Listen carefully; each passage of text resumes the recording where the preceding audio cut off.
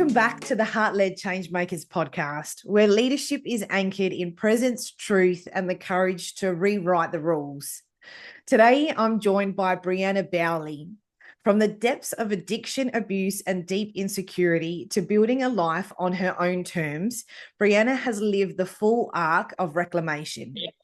Her story isn't one of bypassing pain, it's about transmuting it. She's built a business and a life rooted in choice, sovereignty, and freedom. And now she guides other women to see that their trauma is not a life sentence, it's a doorway. In this conversation, we're going to go deep in how to reclaim your agency after loss, pain, and betrayal, why our power comes from the same place as our wounds, the subtle but essential mindset shifts that separate the free from the stuck, and how to design a life of your own in your own terms unapologetically. So if you've ever felt trapped by your circumstances, this is a reminder that your life is yours to claim. Briana, welcome to Heart-Led Changemakers. Thank you. What an epic intro. Oh my gosh. I love it when my guests say that. I care very much about the people who come on this podcast. So I really want to be able to let people know from the get-go who I'm talking to. So I'm glad that resonated with you. Yeah. Brie, your story is raw and deeply inspiring. When you look back, what was the first moment you realized life could be different? I've been asked questions similar to this before, and I love this question.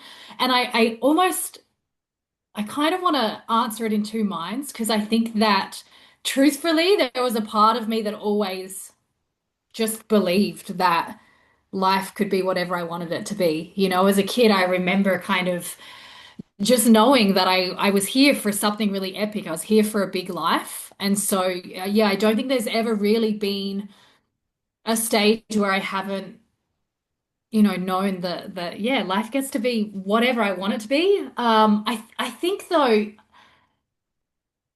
as an adult, the first moment that I can really recall of like really buying into that belief was when I did my very first fitness modeling competition.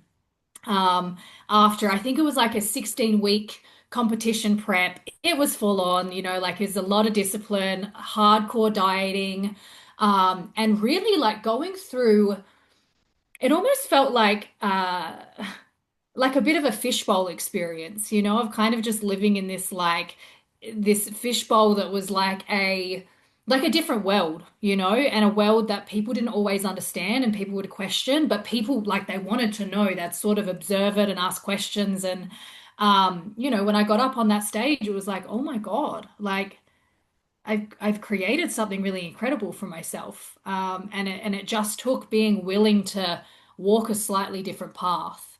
So I think that was the first moment where I was like, oh, like I really get to choose. Like there's truth in this.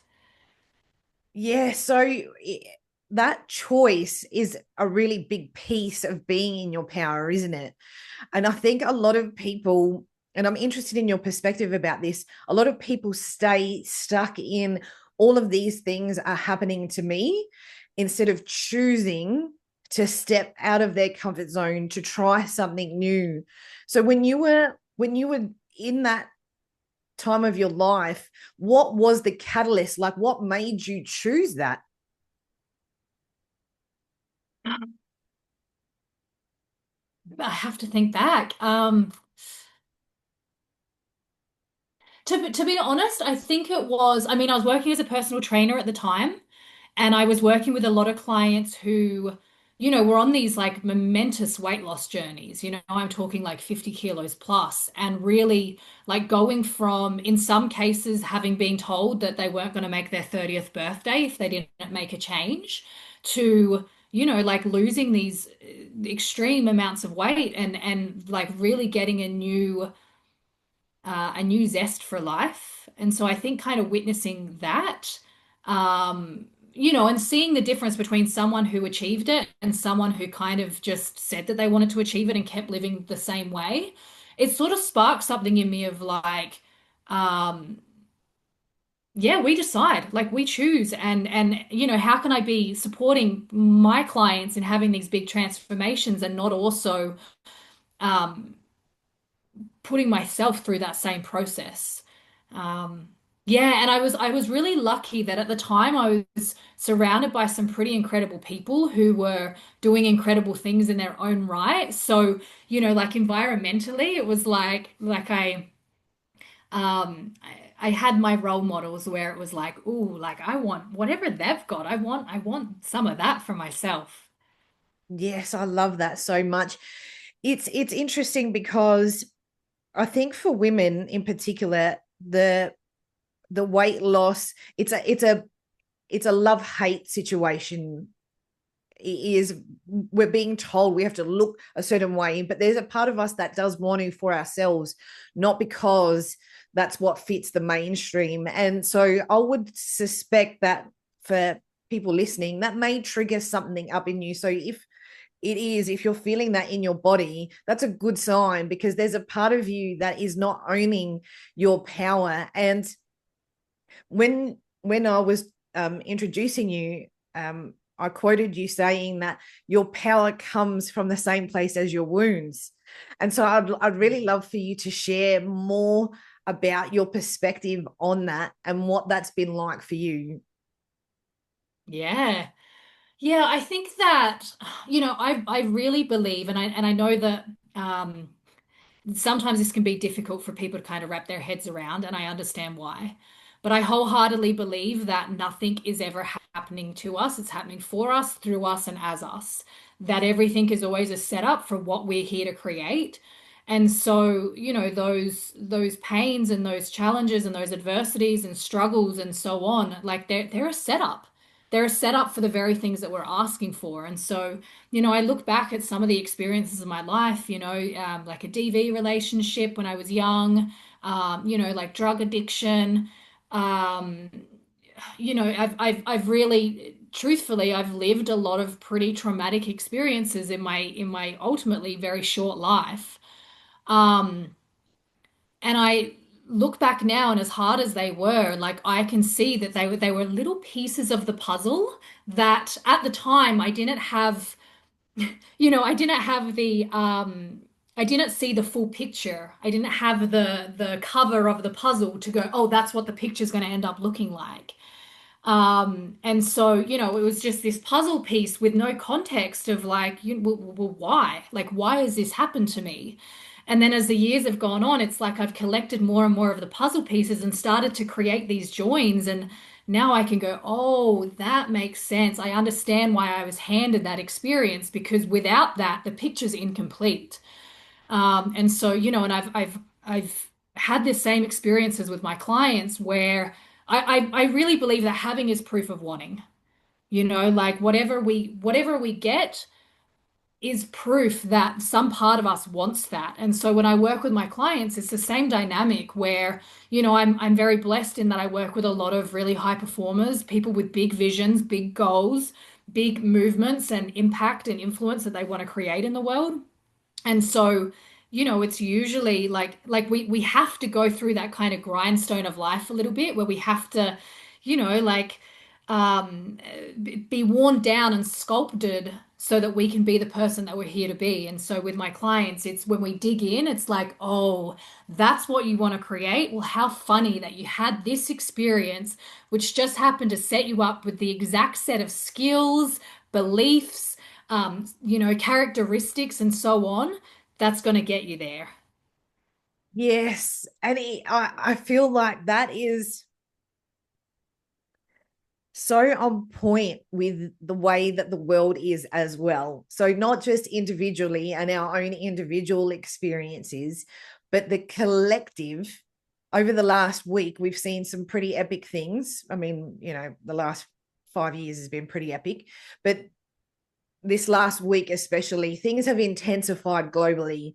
And even that is activating things within us to face and to deepen into, to be with, to acknowledge where we're self-abandoning, where we're not protecting ourselves, where we're not speaking our truth. And so even whether it's a micro moment, whether it's a larger moment, whether it's a global issue that's taunting us, all of this is to help us strengthen and to get us into our power. And some of that is confronting, because some of it means being a bit ferocious in your expression. It might be that your rage and anger needs to come out. It might mean that you have to put some boundaries in, which means uncomfortable conversations. It might mean saying no to somebody. It might mean letting things go. It might mean turning your world upside down because it's time, whatever it is. But it is a deepening into our personal power and into our strength. And I think it's a really timely reminder that, again, these things aren't happening to us, it's for us, and not in a gaslighty way, like, you deserve all of these things, but it is, what can I take from this and turn it into gold? What can I take from this and turn it into my unique magic? What can I do how can I use my voice and turn this anger and fuel it into a way that creates change in the world? And that's, all of my Heart-Led Changemakers, all of the people, in this community, on this podcast, all feel that way and are all acting that way. But you don't have to be an entrepreneur to be in this energy. And I really love that you brought that to the forefront in our conversation. I think that's great. I wanted to ask you, for somebody who's in the thick of pain, who's really in the trenches, what is their first step in your perspective to reclaiming that agency and that power? Yeah. I think it's getting clear on what we do want. I see this so often where, I'll ask clients, like, what is it that you want for yourself? What do you desire? And the instinctual response is everything that they don't want. I don't want to be in this relationship that strips me of my power. I don't want to be in this job that, is mind-numbingly boring. I don't want to feel insecure and self-conscious and, so on. And so, I really believe that when we kind of make our requests to the universe or to life itself of what we want, we have to be really intentional with our choice of wording. And um, it's kind of one of them things of when we decide what we want for ourselves, we also have to face everything that's not that. And so, yeah, I say to clients, like, what is it that you desire? And make that world so crystal clear that it is more alive in you than the thing that you don't want. Because when we're sitting there saying, I don't want to feel insecure and I don't want to feel self-conscious and I don't want to feel painfully shy, like the focus is on all the things we don't want. And so we build that world, we create it, we bring it to life, we energize it, we bask in it, we like revel in it, versus like, well, I want to feel deeply powerful. I want to be the woman that walks into a room and like people feel me. I want to be the woman where when I speak, people listen. Like, and you feel the difference in the energy. It's like, oh, okay, now I have something to work with, and now I can start to build that world so that it's so real that it simply becomes a process of like filtering out the things that aren't that. It's like typing it into the GPS and kind of going, okay, if I take that turn, it gets me there. If I take that turn, it's taking me back where I don't want to go. So, to kind of loop that all back, it's getting clear on what you do want, and like start with what you know and let it grow. If all it is that like I know that I desire to feel a little bit more confident than I have in the past, start there and then build it out. Like, what does that look like? How does that impact you? How do you carry yourself? What relationships are you in as a result of that? And so on. Yes. And I especially love that you're saying, what does the feeling what is the feeling of that person that has what you want? Like what is the characteristics? What is the behaviors? And connect to that and use that as the stepping stone to moving forward. And that could be as simple as just getting into a routine. It might be just committing to what is in your calendar for that day and not procrastinating.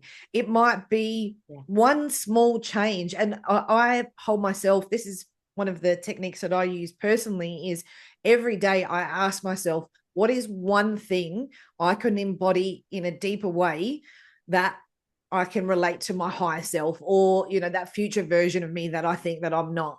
What can I embody today? What action can I take today to anchor that further? And I love that that's what you share with your clients and what you stand by. You actively talk about that, and part of that is discipline, right? It's a discipline in the right areas. It's not making things harder for yourself and driving yourself, you know, batshit crazy with, you know, 100 different techniques and, you know, hours of meditation and journaling. That's not what we're talking about, but it is action in the right place. And so I want to talk about the discipline side of things, because I know that that is a significant part of your modeling and like your model with your work, and also your philosophy with life.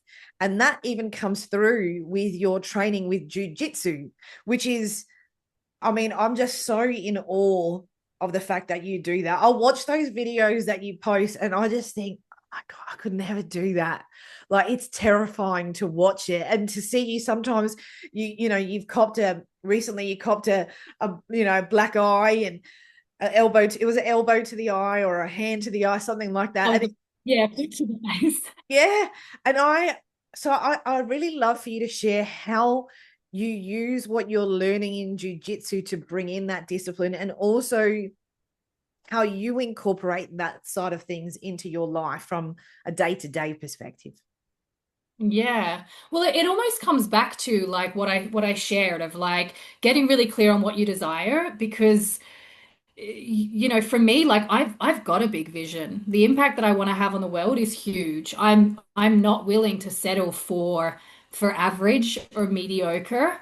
Um, I want something big for myself. I want something big for my life. I want phenomenal relationships. And so who I have to be in order to be able to hold that requires discipline, and it requires being able to do hard things, and it requires being under immense levels of pressure and being able to hold it without it pulling me off center, without it kind of like being bigger than me. And so, you know, like the jujitsu is a training ground for me with that. It's there is no sport like jiu-jitsu in the sense of it's chess. You're solving complex problems that move, you know, that shift and change as you're solving them. So it really is the art of like nervous system regulation in physical form, you know. And so it's really it's just another piece of the puzzle of what I who I know I get to be in order to create this the kind of life that I want to have for myself. And just coming back to that discipline piece, I mean, yes, you're right, it is a massive part of kind of the work that I do, but in a strange way it's not, right? Because I think that when we're building what we desire, like there's a real juiciness and there's a real pleasure in like playing in the if you want to call it delusion of what you want for yourself, you know? And I think that's like there's a yummy energy to it of like, oh, like I want to be the woman that walks into a room and like stops the room. I want to be the woman that gets up on stage and everyone's hanging on every word. I want to be the woman who, you know, holds impact and influence with ease, with relaxation, who can, you know, have like shoulder big responsibility and not be crushed by its weight. Right? There's a yumminess in that, and it's actually quite a playful energy. And so there's discipline in it, but it's not discipline from the perspective of like do the hard thing, you know, like get on with it and suffer through it and struggle through it. It's like it's discipline that comes from because I couldn't not. Like this is so meaningful to me. This is so true for me. This is so um like it's my soul's blueprint that I couldn't not. Yeah. You know, like I get asked all the time, like, Brie, you're so motivated all the time. Like, I'm not. I'm not. It's just that I couldn't not. Like, you couldn't pay me to not do what I do because it's so true for me that to try and do anything but would be like a crime against my own identity. Yes. And that I think is true for all of the heart-led change makers out there. I know it's true for me. There is a fire that I just can't ignore. And it's bigger that my purpose is way bigger than me. It is a very big vision like yours too. And it is I mean, I have a choice, but the choice doesn't lead to good outcomes when I ignore it. The more I surrender to it, the more I get to Lulu with it, like you said, the easier that flow becomes. And it is a discipline, but it's not exactly like what you said. But the discipline comes from choosing the things that align with your vision. It isn't the I need to eat regimentally because this is what I've been told. I need to do, these 100 things in order to succeed. That's actually not where it is. But the discipline of choice, of choosing to be the embodiment, is the key. And it is juicy. You said that. It is. And it is different every day. Wouldn't you agree? Like every day teaches you something new. Just when you think, oh yeah, I get it now. Well, the next day you think, oh no, I don't get it now. You get humbled pretty quickly. Do you find that that's you go through runs and cycles like that for your growth? Absolutely. There's a kind of four-step I guess process that I talk my clients through, and it's the process of expansion, right? And so because I really preach ease. My vision of mastery, what I believe mastery is when we can do things with immense ease and from a place of like holding our relaxation, where it's like it's almost so effortless that people are like, oh, like what's she got? Like what everything she touches kind of just turns to gold. And what a lot of people don't know is that to do things with ease actually requires a lot of really hard work, like because it's an identity. Yeah. And so in creating that, I teach my clients the model of like growth requires a period of chaos. And that's usually what people refer to as like the breakdown, where things are falling away and the rug's been swept under you. And that's when it's really hard. And from chaos, as we start to, our capacity expands and we start to kind of learn how to hold it and like kind of dance with the chaos, it becomes complexity. And it's where it's like we've got our arms around it, but it's still like it's weighty, it's like we're kind of trying not to drop it and maybe having to get like a knee underneath just to kind of, grasp it. But as we build the strength, complexity becomes simplicity. And then eventually it becomes so autopilot that there's a potential that it becomes stagnancy. And this is where we start to contract. And this is where it becomes like where a lot of people just settle. Like they've been through their stretch period and now it feels comfortable and now it feels familiar. And so they settle and they sit back. Which in and of itself eventually creates the loop again. We move back into chaos of like, well, now things have broken down. Now I've contracted so far that I'm back in the breakdown and I've got to start moving again. Or we be at cause and we choose like, well, what's the next mountain that I want to climb? Now let's be back in the chaos of having to figure out how to traverse this new terrain, and chaos, complexity, simplicity, like we loop it again. And forgive me because I've forgotten your question, so I hope that answers it. But it is that process of like consciously choosing the hard with the intent of having it become easy, knowing that when things are easy, it's actually really hard work. It is. It absolutely is. And I think some entrepreneurs make it look really easy. I know that you've had that experience. People think everything just comes so easily for you, but they don't see what goes on in the background. And I feel like that as well. A lot of the time people think there is so much ease in my life. I don't have any children, so I must have all of this time, but all of this time is getting poured into my purpose. That is my passion. I think, so you yesterday, you shared a post about your personal life feeding into your work life, and your work life being play that feeds into your personal. And I read that and I went, yes, like that just captures that meaning and that flow so significantly. It is the circumstances that I'm in, the way that my life has unfolded. I get to make my work my play, and my play my work. And it is an absolute joy, but it is at times grueling. There is relentless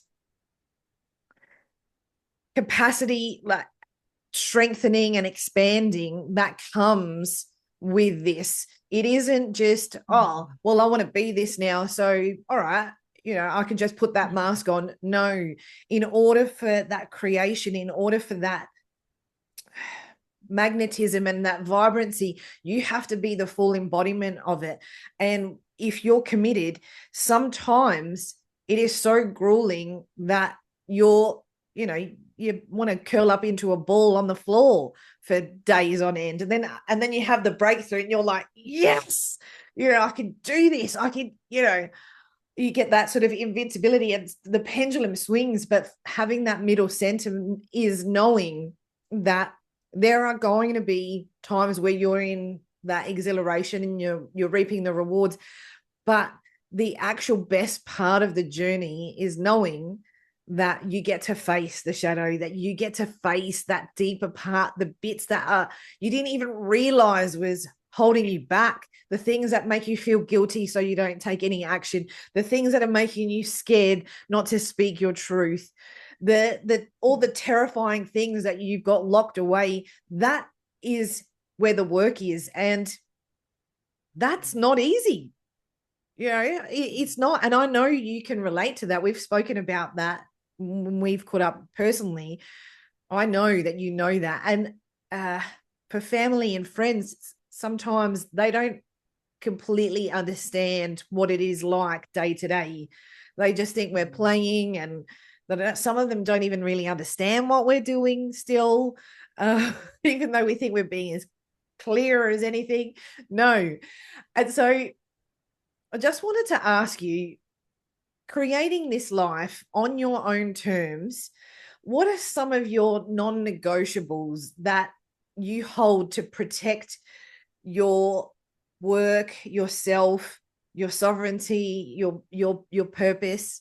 What does that look like? Oh, I love that you've asked this question. I literally just got off a call about an hour ago about this exact topic with a client.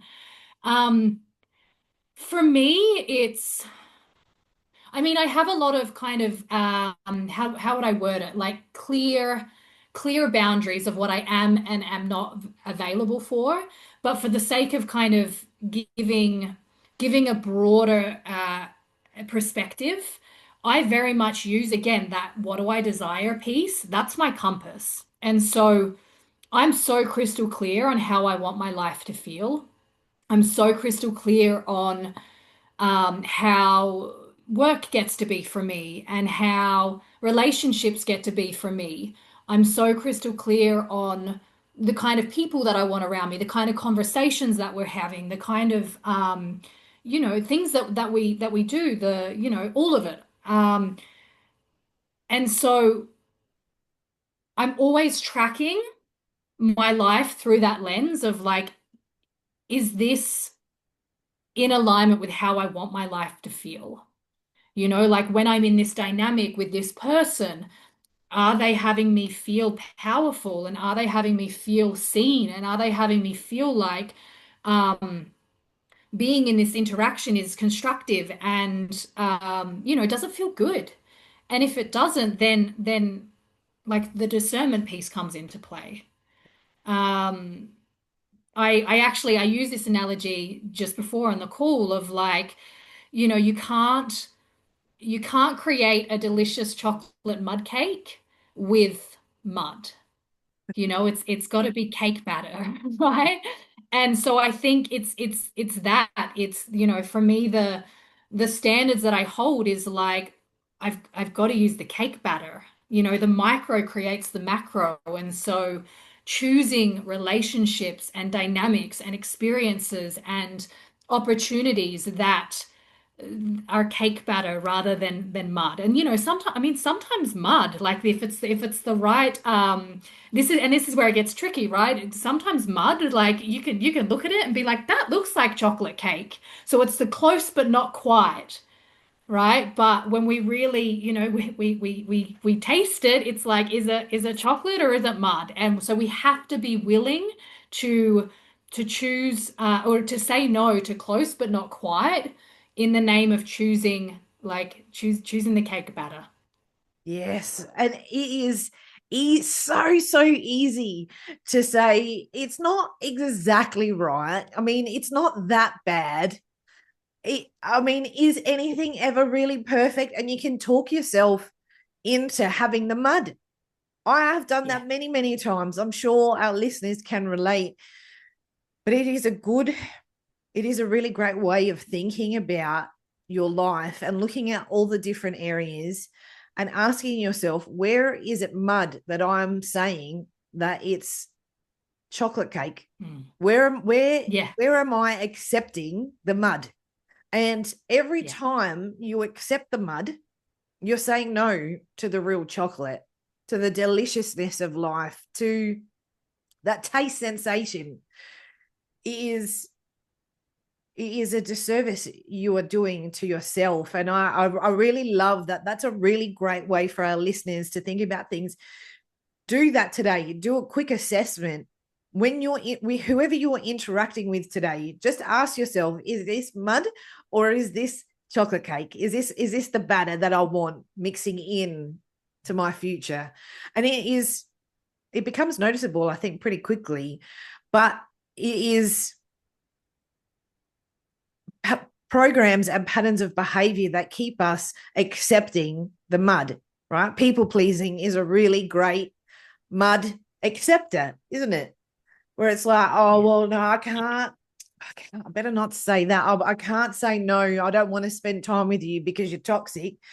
And not that you will say that to somebody directly, because we don't harm or hurt other people, but to ourselves, not even acknowledging that we're self-abandoning in that way, I think is really important. How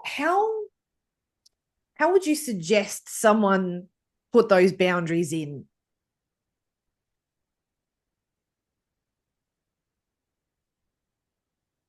It's difficult to answer because it depends a little bit on the a little bit on the situation. But to answer it broadly, I in my work, I work predominantly with the fight, flight, freeze response, and there are instinctual survival mechanisms. And so in fight, flight, freeze, we're dealing with animalistic behavior. And so I often will use animals to, get my point across. I'll use animals as the example. And so, I think. And this is for me, this was a complete paradigm shift, and for my clients, it's often a complete paradigm shift. So it takes practice, but it's the difference between, um, and forgive me for likening humans to dogs here, but when we train a dog, there's two ways to train a dog. And we can train a dog through fear, so abuse. We can kick the dog, we can hit it when it doesn't do what it's told, we yell at it, we throw it outside in the cold, we don't feed it, whatever the thing is. And probably you're going to end up with a disciplined dog, but it's disciplined out of fear. And if you've ever seen a dog that's been severely abused, they're a shell of, there's no power in them. They're a shell of what they were. Versus when we train a dog through acknowledging what we do want, we create this deep sense of love and connection.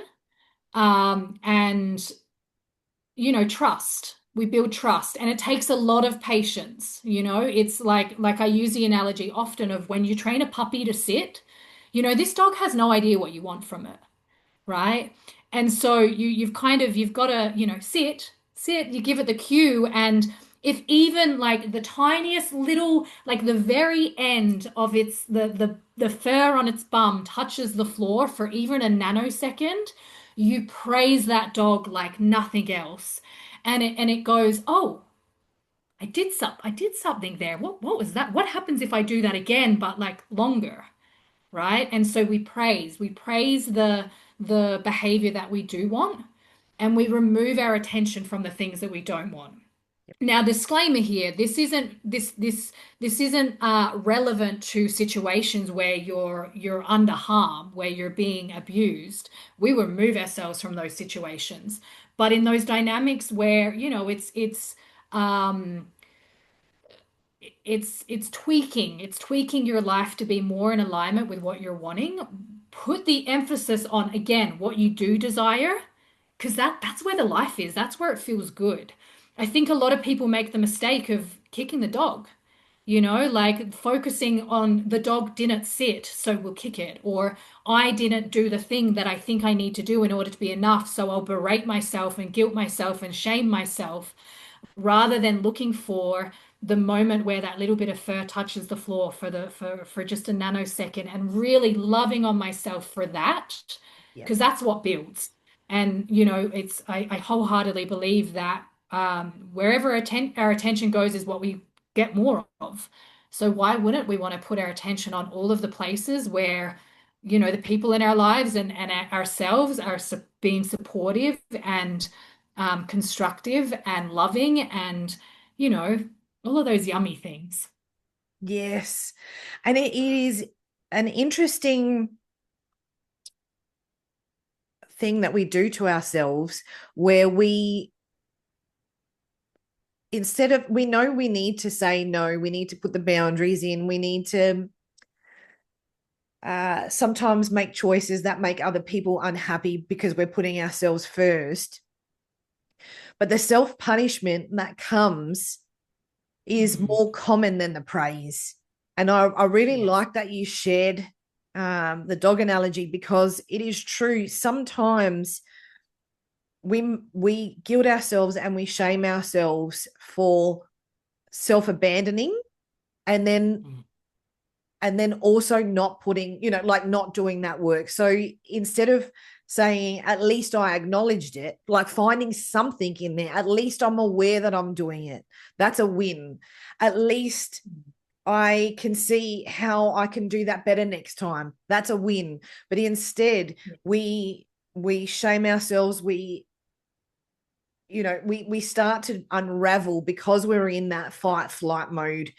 And it's a really great perspective, and something Yeah. that I think is all too common. A lot of people are driven by their shame and their guilt, and it perpetuates the cycle, doesn't it? Yes. Yeah. Where we create from determines what we create. So if we're in this shame cycle of like, look, we've got to kick the dog to get what we want, Yep. then we're just creating more of the same. I'll use an example. I had a situation just over the weekend where there was something that I wanted a loved one to do for me, and it meant a lot for me. And, I got home from my trip overseas and I came home to see that it hadn't been done. And I was mad, and um, there was the instinctual desire in me, or this drive to kick the dog, to, like, you didn't do this, and like, like, this is how you've negatively impacted me. And we all know what it's like when you've done something wrong, when you've upset someone. It sucks, right? Like it hurts. And so when I realized what had happened, I knew that my silence was enough. The look on my face, my body language was enough. And I saw it. I saw it in this person where they went, "Oh, shit, like I didn't follow through." And there's a vulnerability that comes with asking for what you want, that very few people have learned how to hold. And I think that's why we tend to default to, like berating the things we don't want rather than actually vulnerably asking for the things that we do want. And so, in this situation, it was like I caught myself of like, okay, I don't want to be the person who has to yell at another human being or, like get angry or shame them for not doing what I needed. And so I flipped it and I said, okay, like, well, what do I want here? I want this to be done, and I want this to be done by this time frame. Why do I want that? Oh, because it's going to allow me to feel this way and to feel supported and to have greater ease so that I can put my focus on bigger things. So that was what I expressed. Like, hey, it would really mean a lot for me if you would do this for me. Um, the first time I ask, and here is why. Because it has me feel loved and supported and lets me go and put my focus on creating XYZ for myself, which is going to help you in these ways. And it took a lot more self-control. It took a lot more regulation and self-awareness. But my God, the difference was that I got to hold this person in their power rather than cut them off at the knees, like to shame them and you didn't do this and fuck you and whatever else would be like kicking the dog. Yeah. And we get this scared little potentially disciplined dog that has the potential to eventually bite, um, or to ask for what I want vulnerably creates intimacy. And I saw this person go, yeah, like I want to be that person who provides that for you, and they stepped up. Yeah. And so that's the difference. That's the shift. That's how we hold standards for ourselves. Absolutely. And the dog analogy is twofold because it is you treating them, as the dog in a harmful or in a loving way. But when you suppress your voice, when you don't communicate, when you don't regulate your emotions and communicate effectively so the other person understands where the boundaries are and why they're there or how they can help you in whatever capacity it is, you become the dog. And that's what I was referring to. You're the one that ends up being the dog. So then you do the self-harm to you. You Yeah. failed again. See, you're still not getting what you want. You still don't deserve it. You're still not good enough. All of those things. And Yeah. I like that it is in two parts because it is playing out multiple ways. And I think people are only seeing things sort of one-dimensionally, but it's actually in the suppression, you are the dog. You're doing it to Yeah. yourself. I know Yeah. Yeah. someone close to me is a very good teacher. They have been my best teacher. And a challenge came up and I, what would you would classify as failed in my mind. I worked it up into that. I fell off the bandwagon of, the things that I should be doing. And it wasn't anything bad, not at all, like not even in the slightest, but I had built it up in my head because I didn't say, no, I don't want to do this. And I chose to participate and do all the things. I turned myself inside out. I berated myself as though I was the dog, whacking, my nose with a newspaper and wounding myself so severely and the discipline so severe for what it was. One thing in the midst of all of this amazing self-support, the one what I'd classify as imperfect behavior towards my goal, which is ridiculous, is it was really prominent in there, and I had to talk myself out of that behavior. And I would suspect that that is more common than not for people. So they're not unleashing their fury at others externally, but they're turning it inward and doing it to themselves. And so within, so without. How would you treat these other people? Why are you not doing that to you? And it took a lot of coaching to get myself cycling out of that space, because once you start that self-harm behavior verbally, it doesn't have to be physically, but verbally, it gains momentum pretty bloody quickly. I'd turn the reins even tighter, which is Yeah. the opposite of what should have been happening. Instead of comfort and compassion, and so what? No Mm. one got harmed in what I was doing. It was just stuff to myself. It meant nothing to nobody. No, it affected no one else, just me. So why Yeah. be that severe? And Yeah. it was my own internal anger for not saying no, but also do we have to be that harsh? Yeah, it is. Yeah. We're complex creatures, aren't we? Yes, yeah. Well, it's if we come back to the dog analogy, it's like most people they get a dog because they want companionship. They want to have this loving connection with the dog, right?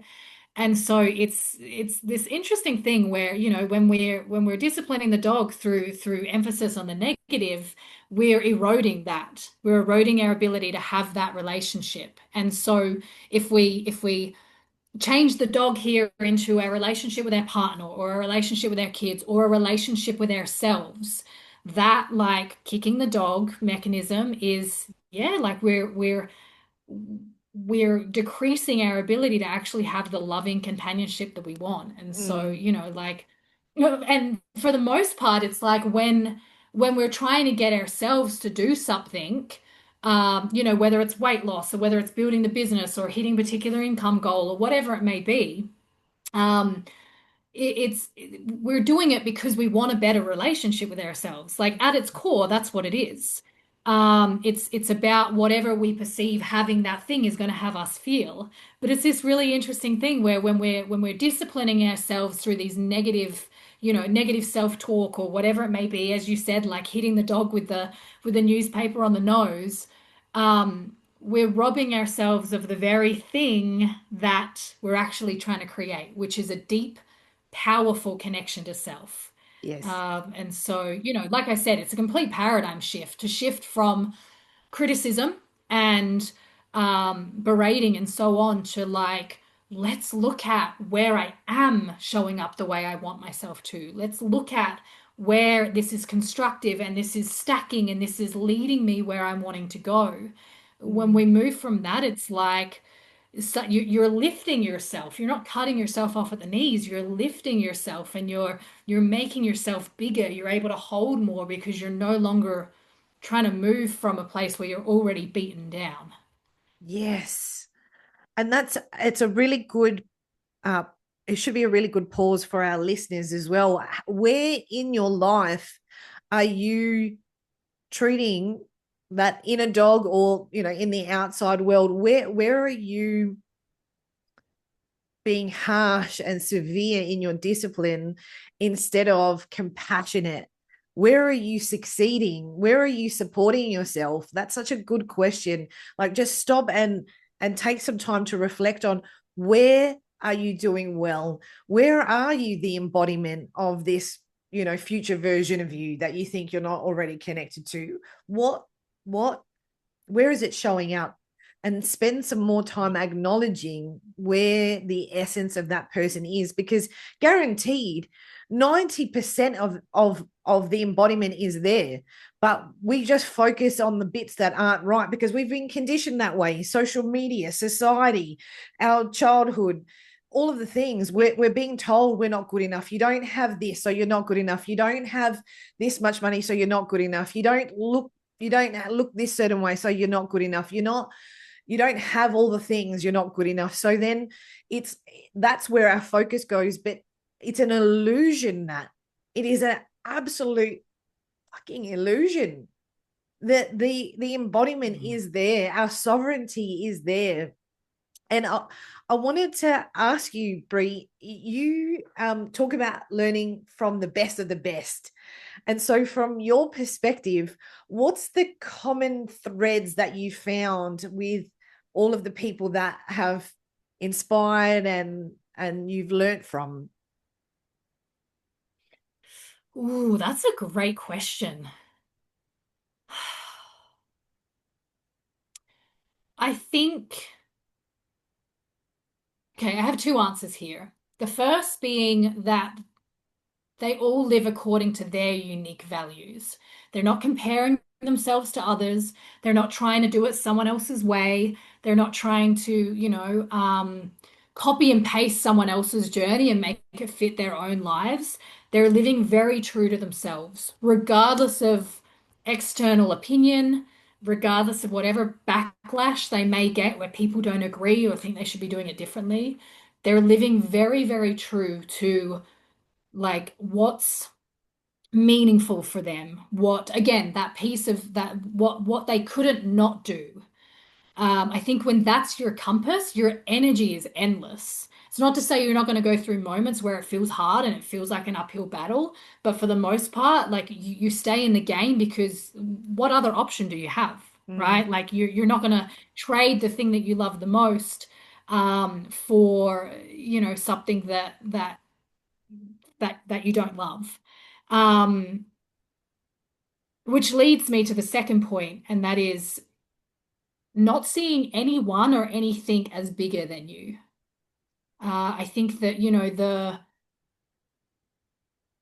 the people that I've worked with who like really excel in their chosen craft, like they recognize that everyone's human, that we've all got our fears, we've all got our doubts, we've all got our insecurities, we've all got the things that we excel at and the things that we struggle with. And at our core, we are all human. We all bleed red. Like no one is bigger than us. And so when we can really own and embody that, like we're just humans eye to eye, regardless of how much money you make or how successful your relationship is or how many world titles you might have or whatever other measurement of success that we want to kind of filter through, um, we're the same. And so, when we can embody that, it's like we're no longer looking up at people and we're no longer looking down at people. We can actually have an eye-to-eye conversation. And that's when the world becomes available to us. We can go and sit ourselves at tables with people who are in positions of authority and leadership, and we can have these conversations that open doors, because we're not making them, like this God to us while we're a mere, worker bee. But we're also not putting ourselves above them and overstepping where we can mutually support each other. So, yeah, to kind of break that down, like living life true to yourself, but also owning that, like you have everything you need, that there's no other person out there who has more than you. They're just different paths. Totally. And I remember years ago doing some work with Dr. Martini, and he got us to do this technique. I don't know if you know it, where you have to write down the traits of these people who you think are better than you, that you admire and that you really love and respect. And then you have to own where you're that person as well. And or I think you have to write the not good things about that person next to it.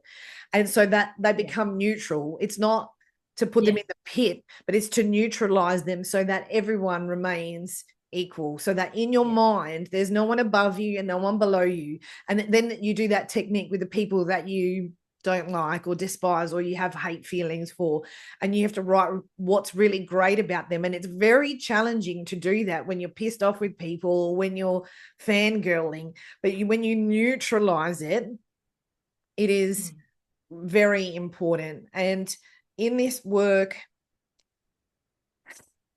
and even being online, it's really important. People create perceptions about themselves that are not real. And you need to feel into the essence of the people that you're following to see what is true there. It is very easy for people to copy and paste what you're doing. It is very easy for it to be an illusion, and there's a lot of deception, a lot of coaches out there who are being very deceptive. We're seeing that, it's rife. Someone I admire a lot got caught with another coach, and I observed it from afar, this other person. And when I spoke to this person that I admired, I said, I can't even believe that you would even choose that for yourself. Like, how did you even get roped into this, like in that illusion? And that shows me that it is It is very easy when the energy is strong, when we're feeling like our goal is so massive and we just want to achieve what we want to achieve. We want to fulfill these legacies. It's really easy to get pulled out into the perception that there's something external from you that you don't have in. And it's even in driving yourself crazy with short courses. I am so guilty of that. I hand on my heart, that is a distraction energy. I get caught in that big time. And some is because I truly just genuinely want to learn. And the other part is, well, if I'm busy with all these things, then I can't be in that channel of what needs to come next. And it is a very fine line. But I feel like for a lot of people, coming back to the truth that there is no one more than you. You are already it is such a beautiful anchor point. And there has been so many gold moments through this conversation that I hope people reflect on. One last question. I could ask you 700 other questions, but this one last question. Given the state of the world, given the intensity that we're seeing, given that there are things unfolding that actively jolt us into fight flight mode, and given nervous system work is the really big piece of the work that you're doing, what can we do on our own and then collectively to center ourselves ongoing as we progress into the unknown of what's going to unfold? And it's a big question, and I know it is, but I'm curious from your perspective. Is there a message? Is there something that you want to share around that? Yeah, I think we get to decide. We get to decide how we want to feel, and we align ourselves with that. There are things going on in the world right now that have my attention and that are, um, what's the word? Tragedies and, things that I want to change in the world. And in these cases, it makes sense for them to have my attention as a opportunity to alchemize and to shift it, to be the example of what I want to create in the world moving forward, and what gets to change about these dynamics. And then on the flip side, there's also things going on in the world right now that I know are happening, but I don't give them my attention. Not because I don't care about them, but because if I spread myself thin across all of these things, then I can't make an impact anywhere. And so I think it's really important that we decide. We decide what is our fight, and we decide what is a distraction. You mentioned like the short courses, I'm sure they were valuable, but were they the most valuable use of your time? Potentially not, right? Who knows? But so it's that. It's like decide what is your fight, and care but don't carry when it comes to the other things. We can't be it all for everyone. And so like we've got to prioritize ourselves, because it's that age-old cliche of like uh, put your oxygen mask on first. I say to particularly the mothers that I work with, like, you're the sun, and if the sun burns out, everything else withers and dies. And so, it's like let yourself burn bright, as wanky as that sounds, let yourself really shine. And you can't do that when you're like completely burnt out in a freeze response because the world no longer feels like a safe place, because you've been pouring your attention into every trauma, every tragedy, which, truth be told, like, our nervous systems aren't built to carry. We're not meant to. We live in a world where we know what's happening on the other side of the planet, but we still have the nervous system that was built to sit in a cave with our peers and eat berries. So we have to be discerning about where we put our attention. Yes, because we're seeing things we were we were never meant to see. We're seeing things and being told things that back in the day, even when we were teens, I'm definitely older than you, but back then we didn't have this. This access wasn't available. And, you know, it got to the stage where I was turning off the news. And so I wasn't seeing that. But social media is the news. And so it is being mindful to disconnect. It's not about disassociating, and it's not about ignoring. It's about observing, seeing it,